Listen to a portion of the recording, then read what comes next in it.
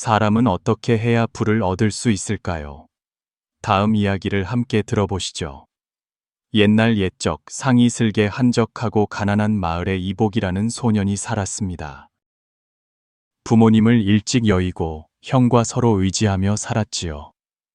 두 형제는 비록 넉넉하지 않았지만 우애는 깊었습니다. 매일 부지런히 일하며 고된 삶 속에서 기쁨을 찾고 힘든 노동 속에서 희망을 키웠습니다. 그러던 어느 날 형이 유씨라는 여인과 혼인하면서 그들의 삶은 조금씩 흔들리기 시작했습니다. 그녀는 용모는 단정했지만 그 입은 칼날처럼 날카로웠습니다. 새 식구가 된 그녀는 이복을 차가운 눈으로 쏘아보며 으르렁거렸습니다. 그녀의 마음속의 시동생은 그저 밥이나 축내는 군식구요 눈엣가시일 뿐이었습니다. 이복의 손길이 조금이라도 굼뜨면 그녀는 어김없이 쏘아 붙였습니다. 농사일이 장난인 줄 아나. 그따위로 해서 어느 세월에 나달 한 톨이나 거두겠어? 그가 밥을 지으면 그녀는 피를 토하듯 소리쳤습니다. 기름을 그렇게 펑펑 쓰다니 이 집이 무슨 금광이라도 되는 줄 알아? 어느 날 그가 고구마 한 조각을 더 먹는 것을 보자 그녀는 즉시 이를 갈며 욕을 퍼부었습니다. 크지도 않은 게 먹을 것만 밝히는구나. 그 식탐으로 시집 재산 다 거덜낼 셈이냐? 이복은 바보가 아니었습니다. 그는 집안의 상황을 똑똑히 알고 있었지요. 형이 아내를 얻은 것만으로도 쉽지 않은 일이었고 이제는 한 집안의 가장이었습니다. 그는 더 이상 문제를 일으키고 싶지 않아 꾸지람을 들을 때마다 속이 쓰려도 묵묵히 고개를 숙여 사과하며 모든 것을 참아냈습니다. 하지만 그가 참아도 배고픔은 그를 놓아주지 않았습니다. 간 13살, 한창 자랄 나이에 배는 늘 굶주려 있었습니다. 형수의 잔소리가 두려워 몇 끼니 묽은 죽만 조금 먹었을 뿐 감히 수저를 한 번 더 들지 못했습니다. 어떤 날은 아침부터 저녁까지 밭에서 일하다가 해가 중천에 떴을 때 너무 배가 고파 눈앞이 캄캄해지며 논두렁에 쓰러질 뻔하기도 했습니다. 그러던 어느 날이었습니다. 두 형제는 고된 농사일을 마치고 집으로 돌아왔습니다. 뱃속에서는 꼬르륵 소리가 요동쳤고 이복은 부엌으로 가 불을 지폈습니다. 옥수수죽을 약간 끓이고 가루를 반죽해 작은 옥수수떡 2개를 만들었죠. 그는 마음속으로 형님 하나, 형수님 하나를 드리고 자신은 죽을 먹을 셈이었습니다. 음식을 다 만들고 보니 유씨의 모습이 보이지 않았습니다. 친정에 간 것이라 여긴 형이 말했습니다. 어서 먹어라, 식겠다. 이복은 망설이다가 떡 하나를 집어들고 조금씩 베어 물었습니다. 반쯤 먹었을 때 문이 벌컥 열렸습니다. 유씨가 들어와 밥상을 훑어보더니 김이 모락모락 나는 죽과 반쯤 잘린 옥수수떡을 발견했습니다. 순식간에 그녀의 눈초리가 사나워지며 안색이 돌변했습니다. 그녀는 말 한마디 없이 땅바닥에 주저앉아 마치 원위에 신 사람처럼 울부짖기 시작했습니다. 아이고 이 서방, 하늘도 무심하시지. 내가 전생에 무슨 죄를 지어 당신 같은 사람한테 시집을 왔을까. 나는 날마다 한 푼이라도 아끼려고 먹을 거 안 먹고 입을 거 안 입는데 당신들 형제는 내 등 뒤에서 몰래 떡을 먹고 죽을 마시며 이렇게 호의호식하고 있었구나. 이럴 거면 살아서 뭐해. 그녀의 울음소리와 고함은 마치 누가 사람을 때려 죽이기라도 한 것처럼 온 동네에 울려 퍼졌습니다. 이복은 손에 반쯤 남은 떡을 든 채 돌처럼 굳어버렸습니다. 유씨의 악에 바친 울음소리가 마당 가득 퍼지자 이내 동네 사람들이 구경하러 몰려들었습니다. 마당가에 선 사람, 담벼락에 기댄 사람 모두가 수군거리며 손가락질했습니다. 사람들이 점점 더 모여들자 유씨는 더욱 기세등등해졌습니다.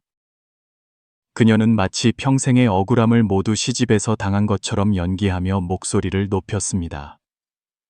그녀는 울면서 두 형제를 손가락으로 가리키고 눈물 콧물을 흘리며 쉴 새 없이 악을 썼습니다. 무시당했다느니, 속았다느니, 더 이상 살 수 없다느니 하면서 말입니다. 형 이대복은 얼굴이 붉게 달아올라 부끄러움과 당혹감에 어쩔 줄 몰라 하며 아내를 일으켜 세우려 허리를 숙이고 나지막이 달랬습니다.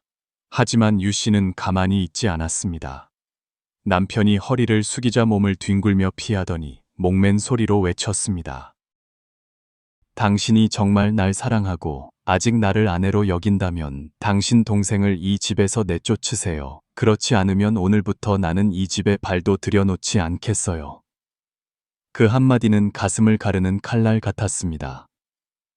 이대복은 그 자리에 얼어붙었고 입을 벌렸지만 아무 말도 하지 못했습니다. 한쪽은 아내요, 한쪽은 동생, 양쪽 모두 그의 살붙이였지만 그는 결국 나약한 남자였습니다. 그저 고개를 숙인 채 서서 동생 편을 들지도 못하고 아내를 붙잡을 용기도 내지 못했습니다. 이복은 그 자리에 서서 눈물을 머금은 채 심장이 누군가에게 쥐어짜이는 듯한 고통을 느꼈습니다. 그는 한참 동안 형을 바라보다가 조용히 돌아섰습니다. 원망의 말도 서운한 말 한마디도 없이 그의 발걸음은 대문을 향해 무겁게 옮겨졌습니다. 마치 자신의 생애 마지막 보금자리에서 걸어 나오는 것 같았습니다. 이대복은 깜짝 놀라 동생을 붙잡으려 뒤쫓아갔습니다. 하지만 한 걸음 떼자마자 유 씨가 옷자락을 잡아채며 놓아주지 않았습니다. 그날 이후 이복은 머물 곳이 없어졌습니다. 그는 뒷산으로 가 잡초만 무성한 황무지에 이슬과 바람을 겨우 가리는 비뚤어진 오두막을 지었습니다. 밭도 없고 가진 것도 없이 그는 괭이를 들고 조금씩 땅을 개간했습니다. 낮에는 들풀을 먹고 밤에는 바람 소리를 들으며 누웠습니다. 몸은 점점 여위어 갔지만 정신은 이전보다 더욱 단단해졌습니다. 그러던 어느 날 이대복은 우연히 동생이 산에서 땅을 개간하고 있다는 것을 알게 되었고 마음이 몹시 아팠습니다. 그는 집에 돌아와 아내에게 동생에게 씨앗이라도 좀 주자고 상의했습니다. 놀랍게도 유 씨는 고개를 끄덕이며 동의했습니다. 하지만 그 여인의 속마음은 그리 간단하지 않았습니다. 오후에 남편이 소를 치러 나간 틈을 타 그녀는 수수 씨앗을 얼마간 가져와 노랗게 볶았습니다. 아궁이에 떨어진 나달까지 깨끗이 주워 모아 작은 자루를 채웠습니다. 그녀는 그것을 이복에게 가져가 그 앞에 던지며 또렷하게 말했습니다. 똑똑히 기억해. 이건 공짜가 아니라 빌려주는 거니까 하나를 빌려주면 둘로 갚아야 해. 이복은 고마운 마음에 고개를 숙이고 희망에 가득 차 그것을 받았습니다. 그는 그 씨앗들을 밭에 심었습니다. 하지만 이상하게도 땅 때문인지 하늘 때문인지 밭 전체에서 단 한 그루의 수수만이 싹을 틔웠습니다. 그는 실망하지 않고 매일 물을 주고 벌레를 잡으며 보물처럼 돌보았습니다. 그 나무는 마치 사람의 마음을 아는 듯 나날이 자라 사람 키를 훌쩍 넘었고 줄기는 단단했으며 가을이 되자 수십 개의 묵직한 이삭을 피웠습니다. 수확을 마친 이복은 절반을 따로 싸서 약속대로 형수에게 가져다 주었습니다. 유 씨는 자루를 열어보고는 그 자리에 얼어붙었습니다. 그녀는 자루 가득한 나달을 눈을 동그랗게 뜨고 쳐다보았습니다. 분명히 볶은 씨앗이었는데 어떻게 싹이 트고 이렇게 많은 열매를 맺었을까? 의심에 가득 찬 그녀는 몰래 산으로 올라가 이복의 밭을 보았습니다. 눈앞에는 텅 빈 땅 한가운데에 거대한 수수나무 한 그루가 우뚝 솟아 있었습니다. 그녀는 한참을 쳐다보다가 발길을 돌려 이복 앞으로 가서 선언했습니다. 제오 수수나무는 내가 준 씨앗에서 난 것이니 네가 이미 한번 수확했으니 이제 그 나무도 내 것이다. 내게 가져와라. 형수가 이치에 맞지 않는 말을 한다는 것을 알았지만 이복은 잠자코 고개를 끄덕일 수밖에 없었습니다. 그 나무가 아까운 것이 아니라 먼지처럼 사라져가는 정이 안타까울 뿐이었습니다. 하지만 얼마 지나지 않아 수수나무는 생기를 잃은 듯 시들었습니다. 하늘의 새들이 떼를 지어 날아와 나무의 나달을 하나도 남김없이 쪼아먹고는 앙상한 밑동만 남기고 사라졌습니다. 유 씨는 산에 올라 그 광경을 보고는 분노가 치밀어 이복에게 달려가 온갖 욕설을 퍼부었습니다. 그녀는 그가 수작을 부렸다느니 복수심에 나무를 망가뜨렸다느니 원한을 품고 있다느니 하며 몰아붙였습니다. 이복은 고개를 숙인 채 눈시울을 붉혔습니다. 그는 아무런 계략도 꾸미지 않았습니다. 씨앗을 심고 나무를 돌보고 수확해서 거의 전부를 형수에게 가져다 주었습니다. 단지 다음해 농사를 위해 씨앗으로 쓸 작은 한 그릇만 남겨두었을 뿐이었습니다. 이제 나무도 없고 밭도 황량해지자 그는 그 귀한 씨앗 한 그릇을 햇볕에 말리러 내놓았습니다. 해가 지기 전에 샘에 가서 물을 길어왔습니다. 돌아왔을 때 그는 그 자리에 얼어붙었습니다. 씨앗 그릇은 사라지고 땅 위에는 몇 개의 하얀 깃털만이 흩날리고 있었습니다. 한 무리의 비둘기떼가 날개를 치며 날아갔고 이복은 마치 자신의 미래가 바람에 휩쓸려 간 듯 멍하니 서 있었습니다. 마음은 무거웠지만 이복은 모든 것이 이미 일어난 일임을 이해했습니다. 거대한 수수나무, 희망과 노력이 담겼던 모든 것이 이제 기억 속에 앙상한 흔적으로만 남았습니다. 그는 긴 한숨을 내쉬며 억울함을 가슴속으로 삼켰습니다. 텅 빈 땅 앞에 서자 건조한 햇살이 내리쬐며 무언가를 떠올리게 했습니다. 가뭄이 드니 배부르게 먹은 새들은 목이 마를 것이다. 그렇게 생각한 그는 깨끗한 물을 길어다 낡은 나무 밑에 놓아두고 새들이 돌아오기를 기다렸습니다. 과연 비둘기 떼는 하늘 위를 맴돌다가 급히 내려와 물을 마셨습니다. 물을 다 마신 후 그들은 고맙다는 인사나 흔적 하나 남기지 않고 날아가 버렸습니다. 마지막 남은 씨앗 한 그릇마저 잃었으니 1년 농사는 완전히 허사가 되었습니다. 더 이상 기댈 곳이 없어진 그는 다른 곳에서 살 길을 찾아야 했습니다. 추수철이 되자 그는 이웃 마을의 마시댁에서 품을 팔았습니다. 누가 시키는 일이든 가리지 않고 했고 그저 굶주림을 면할 한 끼 식사와 며칠을 버틸 몇 푼의 돈이면 좋겠습니다. 달이 가고 또 달이 흘러 그는 그림자처럼 묵묵히 원망도 탄식도 없이 성실하게 일했습니다. 어느 날 저녁 익숙한 오두막으로 돌아온 그는 등에 맨 바구니를 내려놓기도 전에 그 자리에 우뚝 멈춰 섰습니다. 눈앞에는 기이한 광경이 펼쳐져 있었습니다. 소단 그르단, 심지어 부엌 바닥까지 온통 작지만 반짝이는 메추리알로 가득 차 있었습니다. 마치 누군가 일부러 골고루 뿌려놓은 것 같았습니다. 그가 고개를 들어보니 메추라기 2마리가 지붕 주위를 맴돌며 무언가 지저귀고 있었습니다. 무슨 일인지 미처 파악하기도 전에 그는 조용히 그 알들을 주워 바구니에 담아 시장에 내다 팔아보았습니다. 놀랍게도 사람들은 서로 사려고 다투었고 모두들 메추리알이 귀하고 영양가 높다며 칭찬했습니다. 다음 날 메추라기들은 또 와서 알을 낳았습니다. 그렇게 매일같이 새들이 찾아와 알을 낳아주었고 그가 벌어들이는 돈은 날마다 늘어났습니다. 불과 1년이 지나자 이슬과 바람 속에서 들풀로 연명하던 그는 번듯한 기와집을 짓고 따뜻하게 입고 배불리 먹으며 남는 재산까지 갖게 되었습니다. 이복은 조금도 뽐내지 않고 마치 고생한 적도 부유해진 적도 없는 사람처럼 조용히 살았습니다. 이복이 부자가 되었다는 소문은 금세 유씨의 귀에까지 들어갔습니다. 어느 이른 아침 그녀는 삿갓을 쓰고 손에는 바구니를 든 채 허둥지둥 뒷산으로 올라왔습니다. 대문에 들어서자마자 마당에서 메추리알을 줍고 있는 이복의 모습이 보였습니다. 유씨는 옆에 놓인 몇 개의 알 바구니를 곁눈질로 보더니 눈이 황금이라도 발견한 듯 번쩍이며 꿀처럼 달콤한 목소리로 말했습니다. 이복아, 내가 너를 몇 년이나 먹여 살렸고 네가 어려울 때 씨앗까지 주지 않았니?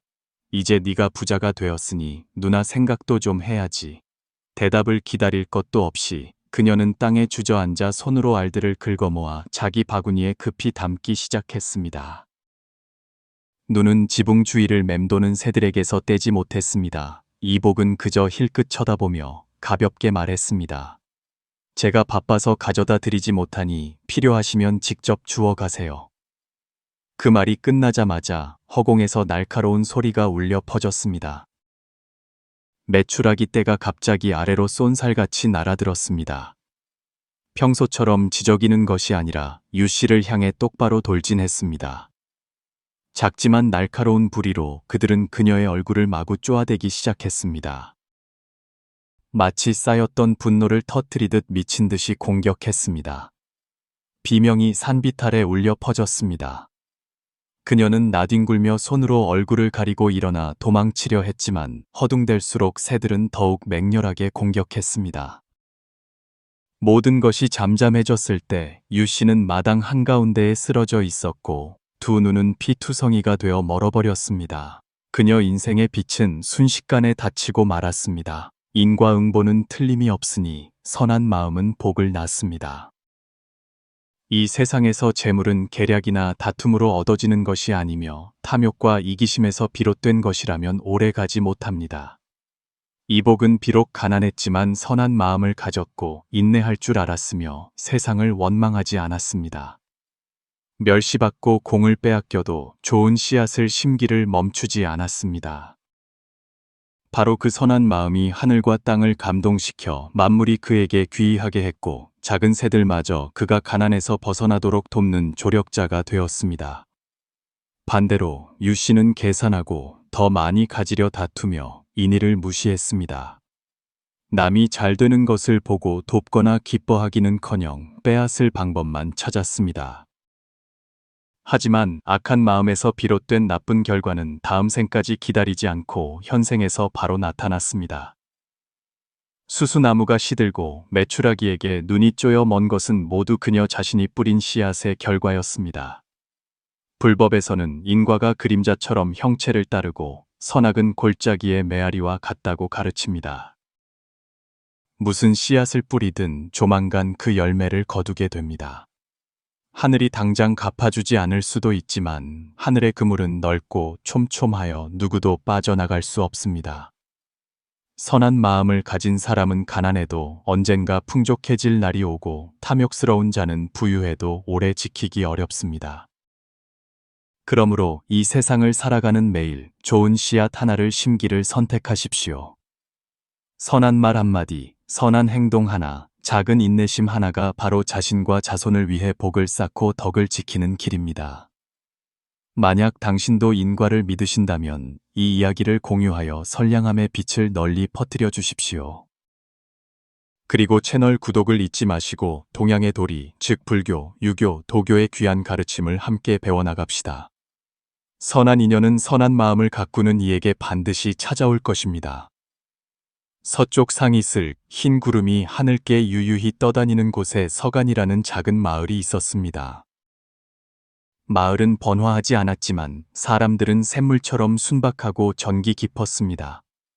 마을에는 젊은 부부가 낡은 보리수나무 아래 소박한 나무집에 살고 있었습니다. 남편의 이름은 조항, 그는 말수가 적은 목수였지만 그 손재주는 조각칼처럼 날카로웠습니다. 하지만 말솜씨는 다듬지 않은 나무처럼 서툴렀습니다. 그의 아내는 행화였습니다. 그녀는 3월의 복숭아꽃처럼 고운 얼굴과 8월의 보름달 같은 마음씨를 지닌 여인이었습니다. 용모뿐만 아니라 마음씨도 아름다웠고 그 웃음소리는 초봄의 산들바람처럼 맑았습니다. 비록 가난했지만 그들은 부부의 정을 다하며 나물 반찬과 죽 한 그릇에도 술처럼 진한 사랑을 나누며 살았습니다. 하지만 하늘은 사람의 뜻대로 되지 않았습니다. 그해 비는 그치지 않고 내렸고 상류에서부터 홍수가 밀려왔습니다. 집은 흙탕물에 잠기고 모아두었던 돈은 모두 낙엽처럼 물살에 휩쓸려 갔습니다. 집에는 밥 한 끼 지을 쌀조차 남아있지 않았습니다. 행화는 바닥을 드러낸 쌀독을 보고 한동안 말이 없다가 남편에게 말했습니다. 구석에 땅콩기름 한 통이 남아있어요. 그걸 시장에 내다 팔아 쌀이라도 좀 사오세요. 그걸로 우선 버티다가 다음 추수철을 기다려봐요. 조항은 말이 없이 고개를 끄덕였습니다. 다음 날, 아직 날이 밝기도 전에 그는 집안의 유일한 늙은 암소를 끌고 기름통을 실어 조용히 마을을 떠나 시장으로 향했습니다. 시장에 도착하자 기름은 순조롭게 팔렸고 사람들은 좋은 값을 쳐주었습니다. 그는 쌀 몇 마를 살 수 있는 충분한 돈을 받았지만 시장 한 구석을 지나다 그의 시선은 수제 비파를 파는 사람에게 멈췄습니다. 비파는 자단나무로 만들어졌고 명주실은 부드러웠으며 섬세한 조각 하나하나에 마치 음악의 혼이 깃든 듯 했습니다. 그는 문득 어느 날 오후 행화가 우물가에서 머리를 감으며 나지막이 말했던 것을 떠올렸습니다.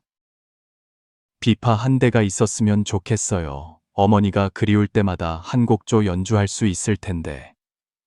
그 말은 화려하지 않았지만 그의 마음에 깊이 뿌리 내렸습니다. 오래 생각할 것도 없이 조항은 가진 돈 전부를 주고 비파를 사서 소등에 싣고는 천천히 집으로 돌아왔습니다. 얼마쯤 갔을 때 그는 자화상인을 만났습니다. 좌판 위에는 작은 연지 상자가 놓여 있었는데 옷이 칠한 나무 상자에 붉은 매화가 새겨져 있었습니다. 그는 또 한 번 아내가 옷을 깁다가 속삭였던 말을 떠올렸습니다. 어렸을 때 연지 상자를 가진 아가씨를 볼 때마다 눈을 뗄 수가 없었어요. 그는 생각했습니다. 이걸 주면 그녀가 분명 기뻐할 거야. 그녀의 웃음은 밥 한 끼보다 더 가치 있지. 그래서 그는 망설임 없이 비파를 연지 상자와 맞바꾸었습니다. 좀 더 가다가 과일을 이고 가는 노인을 만났습니다. 과일 하나하나가 신선하고 과즙이 풍부해 보였습니다. 향긋한 냄새가 꼬르륵거리는 배고픔을 자극했습니다. 그는 잠시 멈춰 서 있다가 한숨을 내쉬었습니다. 연지는 예쁘지만 죽을 끓일 수는 없지. 과일로 바꾸면 적어도 허기는 면할 수 있을 거야. 그래서 그는 또다시 연지 상자를 탐스러운 과일 한 보따리와 바꾸었습니다.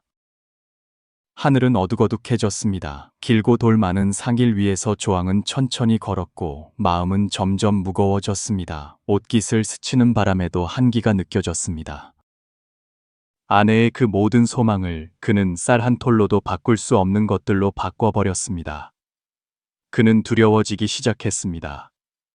그녀의 실망한 눈빛이 두려웠습니다.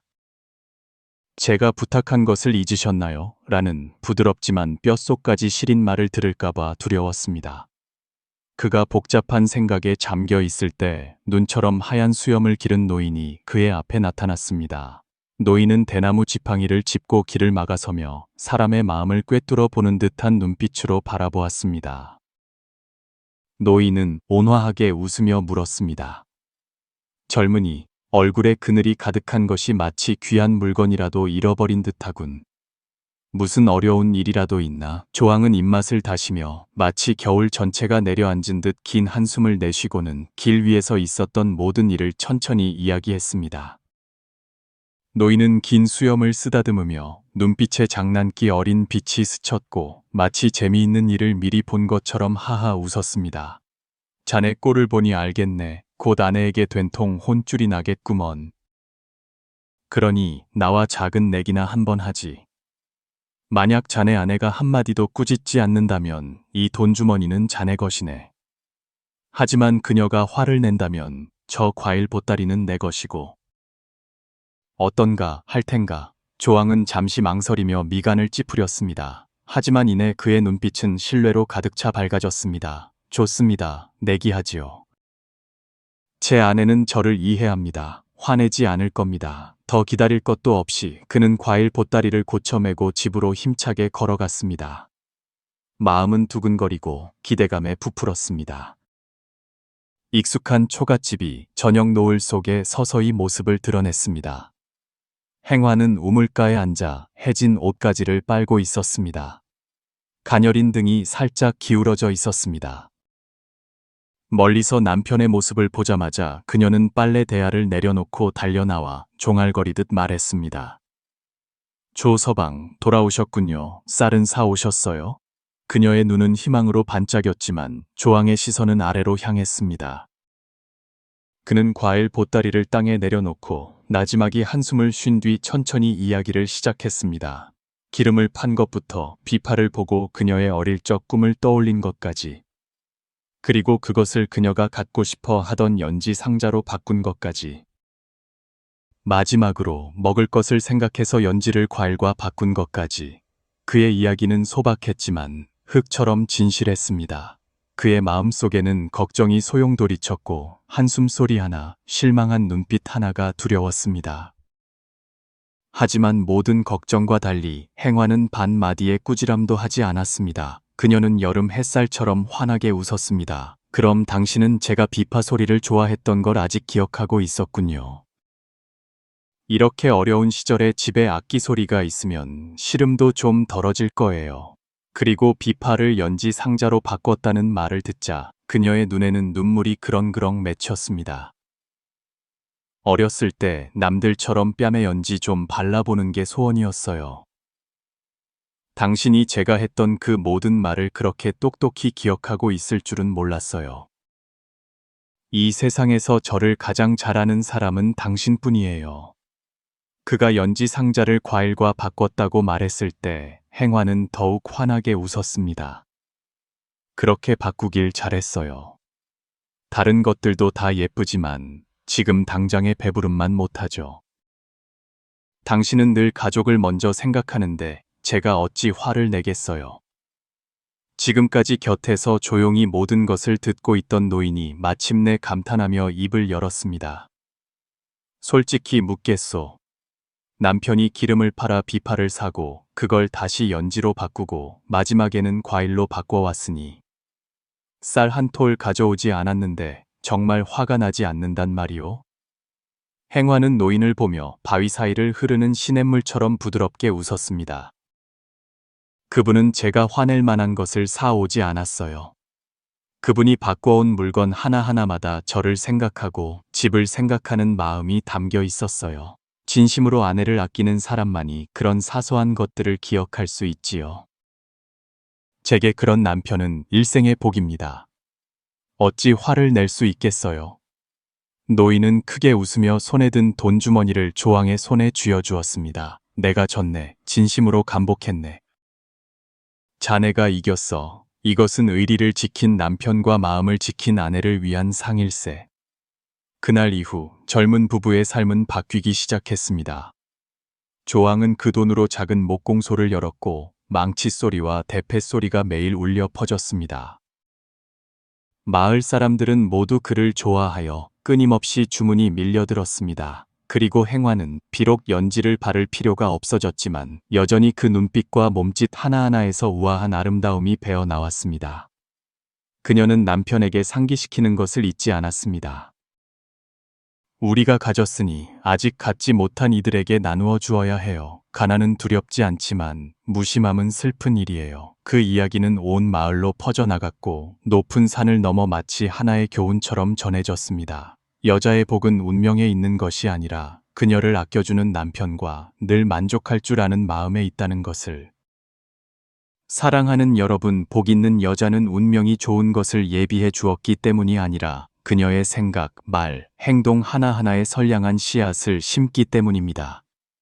복은 결과요, 마음은 원인입니다. 감사할 줄 알고 남을 사랑할 줄 알며 인내하고 신의를 지키고 효도하는 사람은 스스로 자신의 삶에 좋은 인연을 맺고 있는 것입니다. 불계 일체유심조라는 말이 있습니다. 복과 화는 다른 곳에서 오는 것이 아니라 우리의 마음에서 매일의 작은 행동에서 비롯됩니다. 마음이 있는 남편과 덕이 있는 아내, 그것은 전생에 쌓은 인연이며 현생에 맺히는 달콤한 열매입니다.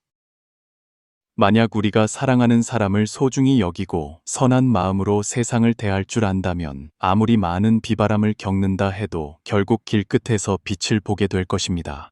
그러니 좋은 운명을 바라지 말고 선하고 진실하게 삶으로써 스스로 복을 만드십시오.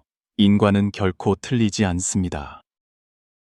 불법은 우리에게 가르칩니다. 전생의 원인을 알고 싶으면 금생에 받는 결과를 보라. 내생의 결과를 알고 싶으면 금생에 짓는 원인을 보라. 행복은 밖에 있는 것이 아니라 마음 안에서 비롯됩니다. 당신의 마음이 평안하면 당신의 집이 평안할 것입니다. 당신의 마음이 선하면 복은 저절로 찾아올 것입니다.